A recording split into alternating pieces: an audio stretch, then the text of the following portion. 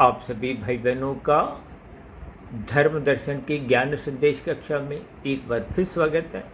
अक्सर देखिए हम अपनी चर्चाओं में बार बार कहते हैं तमोगुण की निंदा करो, तमोगुण की निंदा करो, रजोगुण की उपेक्षा करो और प्रशंसा केवल सतोगुण की करो। ये सूत्र रूप में कहा जाता है। यूँ तो देखिए बिना तमोगुण का संग किए आपको में नींद नहीं आती।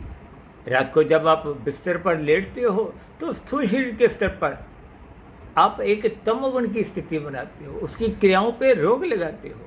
लेकिन मन बुद्धि के स्तर पर जब विचार चलते रहते हैं, वो विचार देखिए चाहे आपके व्यवसाय से संबंधित हो, चाहे परिवार से, चाहे किसी भी अन्य संबंध से, तब तक आपको में नींद नहीं आती। जब मन बुद्धि के स्तर पर विचार रुक जाते हैं तो फिर दोनों स्थितियां, स्थूल शरीर आरामदायक स्थिति में होता है, मन बुद्धि के विचार रुक जाते हैं तो आपको नींद आ जाती है। इन सभी स्थितियों को आपको तर्कपूर्वक समझना है। जबकि बार बार जो हम कहते हैं तमोगुण की निंदा करो, तमोगुण की निंदा इसलिए कहा जाता है क्योंकि ये मनात्मक स्थितियां हैं।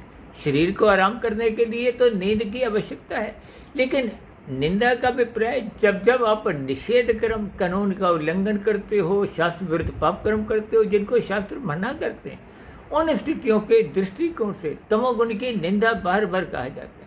अक्सर हम यहाँ कभी कभी यहाँ तक भी कहते हैं बात कि देखिए जब तमोगुण से रजोगुण में जाना हो तो बेशक आप कोई भजन गाओ, कोई गीत गाओ, चाहे वो फिल्मी गाना ही हो, ताकि वो तामसी स्थितियों से आप बाहर निकलते हुए रजोगुण में प्रवेश करें।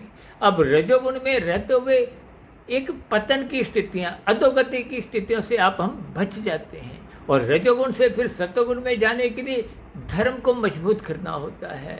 धर्म को मजबूत करने का अभिप्राय सात्विक स्थिति बनानी होती है। इन सभी स्थितियों को तर्कपूर्वक समझिए ताकि प्रकृति की त्रिगुणात्मक स्थितियों को आप ज्ञानपूर्वक समझ सकें। चर्चा विशेष को यहीं विराम देते हैं। आप सभी भाई बहनों का चर्चा विशेष को